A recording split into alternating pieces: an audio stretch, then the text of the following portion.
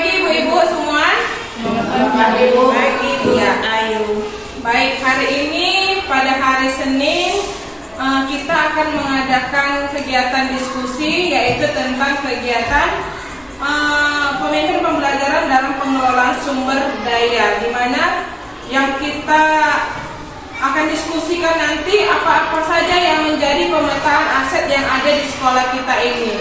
Ada 7 aset yang mau kita bahas nanti, yaitu yang pertama adalah modal manusia, modal sosial, modal fisik, modal lingkungan atau alam, modal finansial, modal politik, dan modal agama.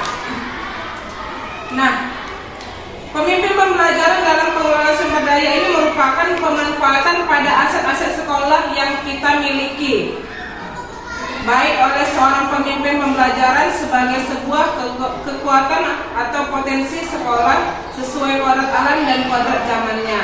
Nah, sekolah wajib membangun ekosistem yang dapat merangsang kreativitas untuk menunjang keberhasilan tujuan pendidikan, di mana keberhasilan sebuah proses pembelajaran sangat tergantung pada cara pandang sekolah melihat ekosistemnya, apakah sebagai kekuatan atau sebagai kekurangan sekolah yang memandang semua yang dimiliki adalah suatu kekuatan yang tidak hanya berfokus pada kekurangan tapi berupaya untuk atau pada pemanfaatan aset yang dimiliki. Jadi dalam pemetaan aset ini ada 2 pendekatan yang akan kita bahas, yaitu yang pertama adalah pendekatan berbasis kekurangan atau masalah, di mana akan memusatkan perhatian kita pada apa yang mengganggu, apa yang kurang, dan apa yang tidak bekerja. Segala sesuatunya akan dilihat dengan cara pandang negatif. Kita harus bisa mengatasi semua kekurangan atau yang menghalangi tercapainya kesuksesan yang ingin diraih. Semakin lama semakin tidak sadar kita menjadi seorang yang terbiasa untuk merasa tidak nyaman dan curiga yang ternyata dapat menjadikan kita buta terhadap potensi atau peluang yang ada di sekitar kita. Itu dia pendekatan berbasis kekurangan. Pendekatan berbasis aset atau kekuatan yaitu konsep yang dikembangkan oleh Dr. Catherine Hammer, di mana dia seorang ahli psikologi yang menekuni kekuatan berpikir positif untuk mengembangkan diri. Nah, pendekatan ini merupakan cara praktis kita untuk menemukan atau mengenali hal-hal positif apa yang ada dalam kehidupan dengan menggunakan kekuatan sebagai tumpuan berpikir. Kita diajak untuk memusatkan perhatian pada apa yang bekerja, yang menjadi inspirasi, yang menjadi kekuatan ataupun potensi yang positif. Nah, jadi pendekatan berbasis kekurangan dan pendekatan berbasis aset ini ibaratnya seperti ini.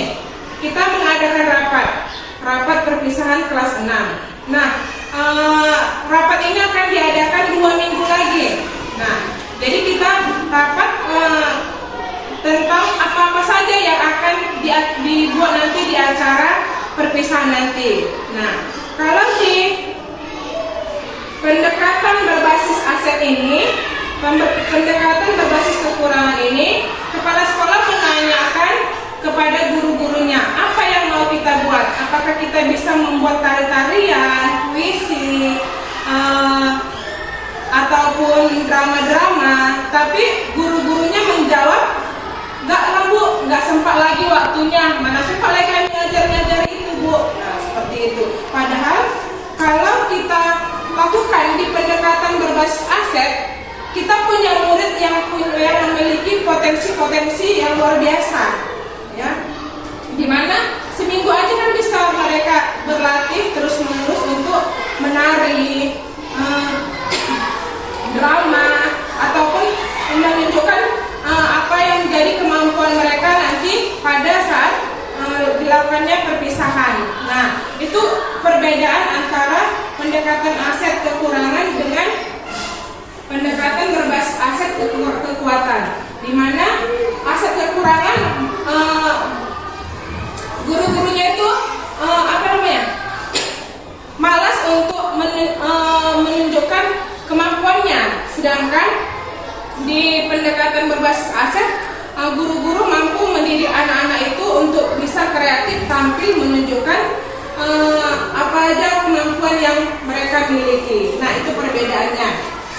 Nah, menurut Grant atau Haynes ada 7 aset utama yang tadi itu saya bacakan adalah yang pertama adalah modal manusia.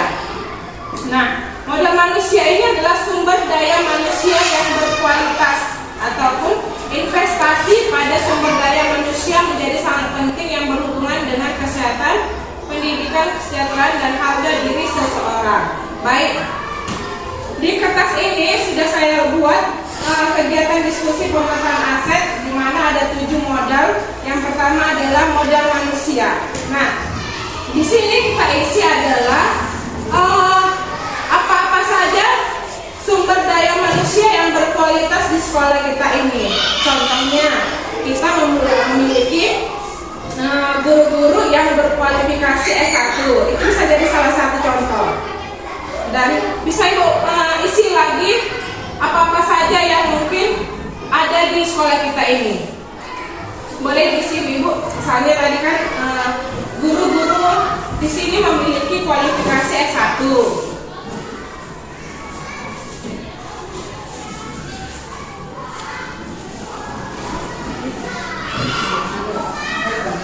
Ya, apalagi kira-kira Ibu?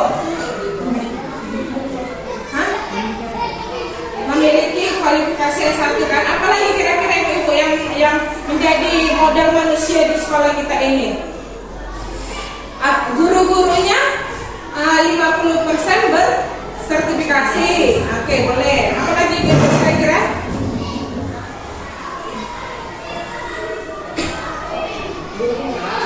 Iya, guru-gurunya sudah memiliki 3 calon guru penggerak, boleh. Boleh lagi diutarakan Ibu apa kira-kira yang menjadi model manusia di sekolah kita ini?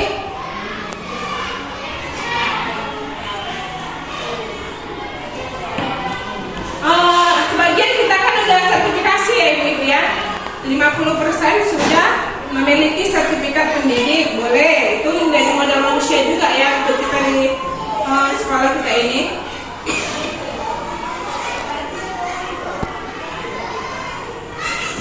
Nah, itu untuk guru. Kalau untuk siswanya bagaimana Ibu?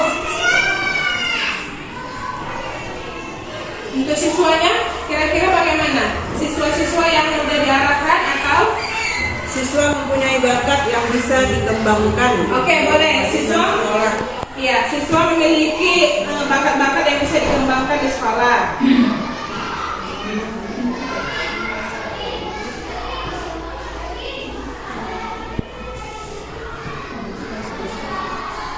Selain guru, siswa, siapa lagi yang berperan di sekolah kita ini, Ibu? Masyarakat ya. Orang tua yang selalu aktif jika dipanggil ke sekolah ya Ibu ya.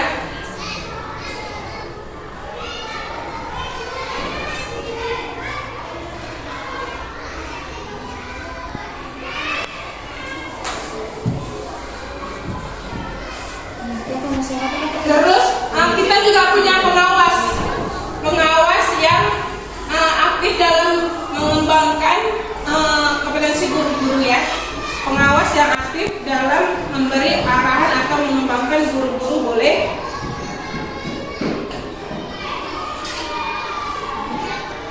Ada lagi? Ada lagi Ibu?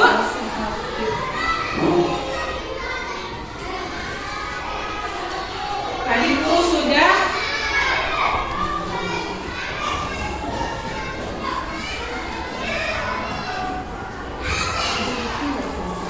Komite juga ya.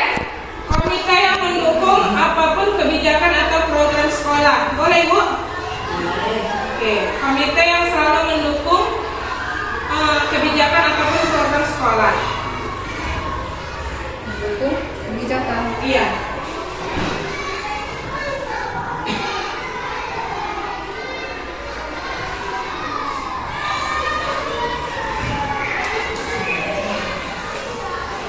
Oke, kita lanjut ya ke nomor 2 yaitu modal sosial. Modal sosial ini adalah bisa dikatakan dengan asosiasi, di mana asosiasi ini adalah suatu kelompok yang ada di dalam komunitas masyarakat yang lebih dari satu,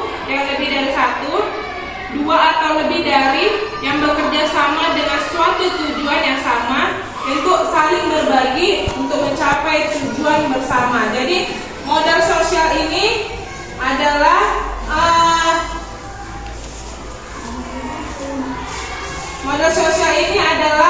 kayak bagaimana kita di sekolah ini. Ya kan, Seperti kantor. iya, guru dan kepala sekolah selalu terlibat aktif dalam kegiatan KKG ya, Oke ya. Guru dan kepala sekolah selalu terlibat aktif dalam kegiatan KKG.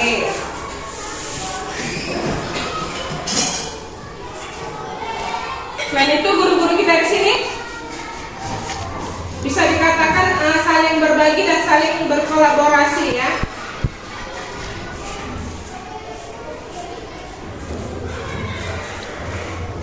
Itu kan juga termasuk sosial kita juga. Guru saling mendukung dan saling berbagi. Boleh dibuat dalam komunitas praktisinya yang kita bentuk kemarin itu.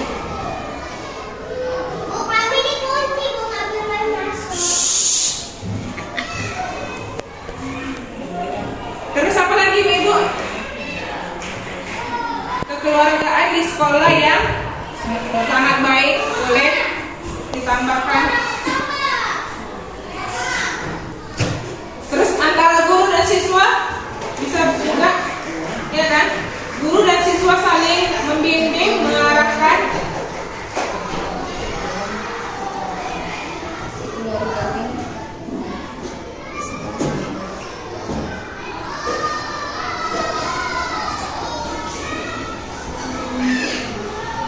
Selain itu, Guru dan siswa tadi apa? guru dan siswa saling membimbing, Memiliki boleh. Terus antara sekolah dengan kepala desa juga boleh.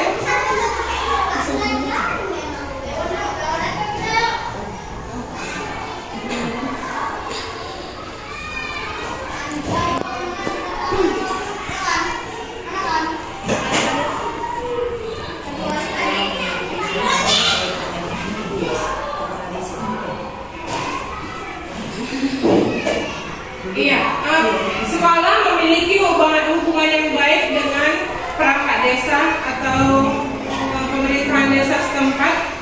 Jadi seperti kemarin kita kehilangan, kita melapor ke desa, desa pun sangat respon akan apa yang kita lihat kita tersebut. Ada lagi Ibu bentuk modal sosial kita di sekolah ini?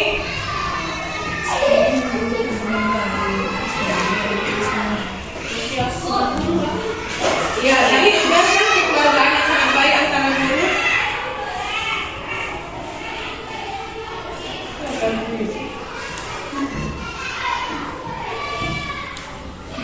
Ada lagi yang mau kita tambah Ibu?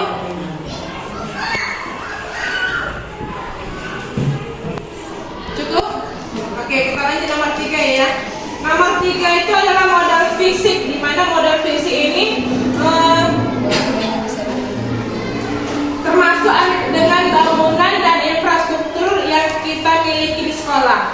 Contohnya yaitu kita memiliki ruang kelas yang lengkap. Kita memiliki perpustakaan, ruang agama, musola juga ada, kamar mandi juga ada. Terus apa lagi Ibu? Kantin juga ada, kamar mandi juga ada. Terus kita juga punya air yang bersih, kita punya wifi juga termasuk modal fisik yang kita miliki di sekolah.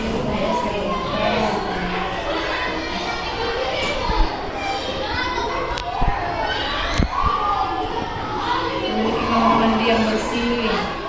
Memiliki kamar mandi, air yang bersih. Punya wastafel boleh. Terus infrastruktur jalan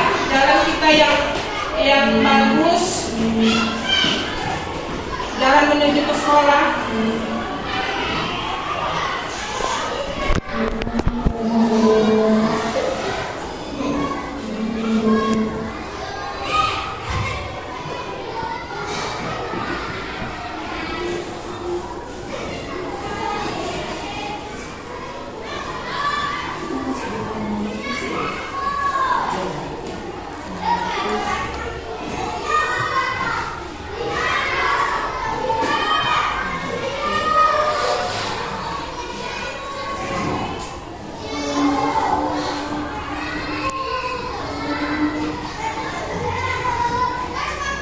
Memiliki jalan Jalan yang bagus untuk menuju ke sekolah boleh, itu termasuk model politis yang kita miliki.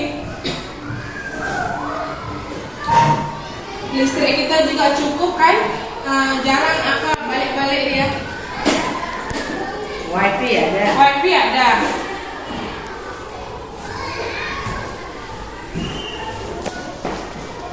Kita lanjut. ada lingkungan. Iya, yang keempat adalah model lingkungan atau alam, di mana model lingkungan ini yang bisa yang berhubungan dengan tumbuh-tumbuhan yang ada di sekolah kita ini. Kita punya banyak tumbuh-tumbuhan, boleh.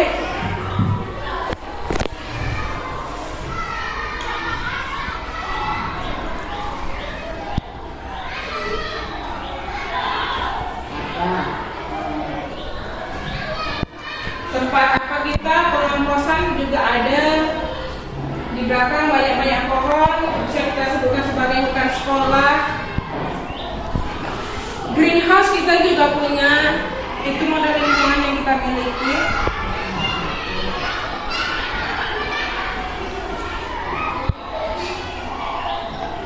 Ada lagi?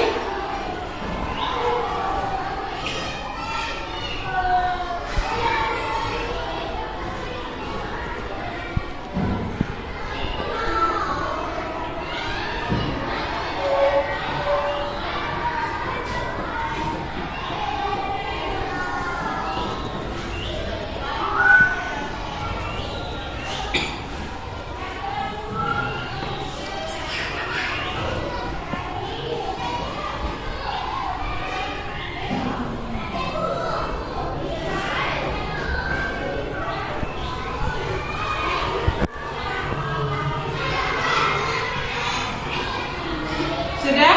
Kita lanjut. Yang kelima itu adalah modal finansial, di mana ini menyangkut keuangan, sumber pendapatan apa saja yang kita dapatkan di sekolah, yaitu yang pertama kali yang terbesar adalah dana BOS ya dulu ya, dana BOS. Yang kedua kita bisa dapat pemasukan dari kantin juga. Nah itu bisa jadi. Berarti ada dua ya, dana BOS sama jual apa?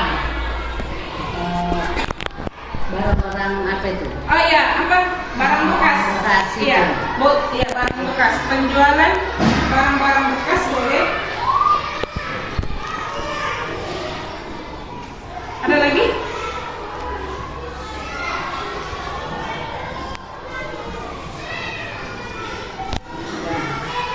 Kita lanjut ya. Yang keenam adalah modal politik, di mana lembaga pemerintahan atau perwakilan yang memiliki hubungan dengan komunitas seperti komunitas kesehatan, komunitas pelayanan listrik ataupun yang lainnya. Ini contohnya adalah hubungan kerjasama kita dengan puskesmas, ya kan? Itu kan modal finansial juga kan? Modal politik juga kan? Hubungan sekolah dengan puskesmas, dengan memberikan imunisasi yang sering diberikan bagi siswa kita kan, itu bisa juga modal politik. Terus hubungan kerjasama tadi dengan kepala desa kita.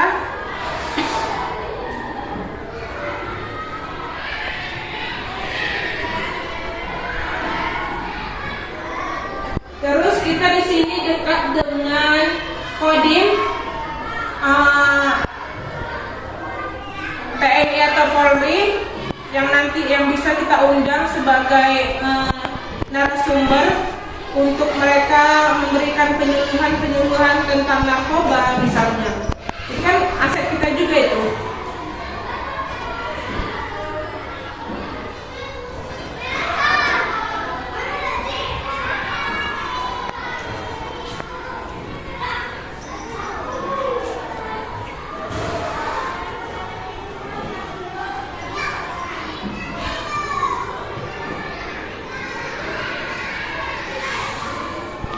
Kita lanjut. Yang ketujuh adalah model agama dan budaya, di mana kegiatan-kegiatan apa ya yang sering kita lakukan yang menyangkut dengan agama dan budaya. Misalnya kalau agama kan, iya, kalau agama kan kegiatan keagamaan yang sering kita lakukan, misalnya hari Jumat. Terus hari-hari besar kita merayakannya. Kalau dia model budaya kita, di sini kita dekat dengan museum, ya kan? Yang bisa kita manfaatkan sebagai dunia pendidikan untuk anak-anak kita. Terus apa lagi namanya? Taman buah. Taman buah juga bisa jadi model kita, model budaya kita untuk mengenal anak-anak bisa mengenali lingkungan-lingkungan atau pohon-pohon yang apa aja yang ada di taman buah. Apalagi kira-kira Ibu? Selain museum, kolam renang juga bisa lah. Dijadikan sebagai sarana yang kita miliki, itu aset juga untuk kita. Ada lagi yang mungkin belum dimasukkan?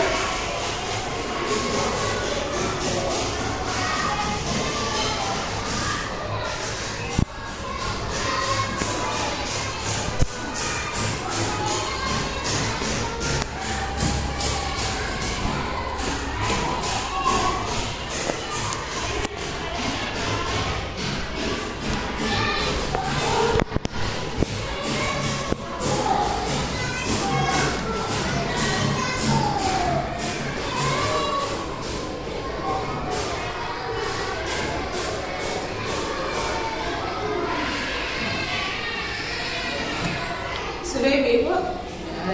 Nah, itulah 7 model yang kita miliki sebagai aset kita di sekolah kita, di daerah, di lingkungan kita yang kita miliki di sekolah SD Negeri 1053 Cemara. Dan ini bisa dimanfaatkan semuanya untuk sebagai pendekatan yang tadi, yaitu pendekatan berbasis aset atau kekuatan, di mana ternyata kalau kita melakukan sesuatu atau kegiatan, kita memiliki aset yang banyak yang bisa kita gunakan nantinya dalam kegiatan kita itu. Nah, itulah dia termasuk pendekatan berbasis aset atau kekuatan. Nah, kalau pendekatan berbasis kekurangan ini mungkin jarang kita lakukan karena kita yakin bahwa kita adalah guru-guru yang hebat yang bisa menunjukkan kemampuannya dalam mengembangkan suatu kegiatan nantinya yang akan kita lakukan misalnya di sekolah kita ini.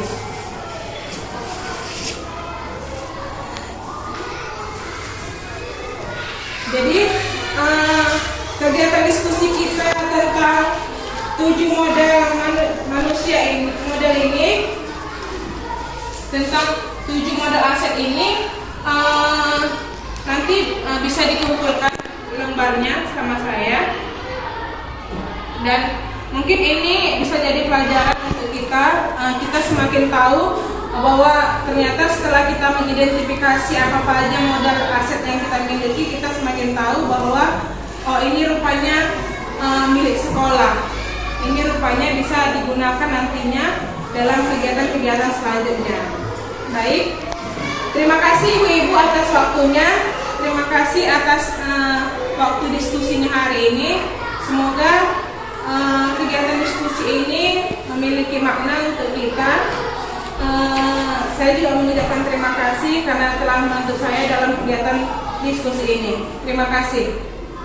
Sama-sama.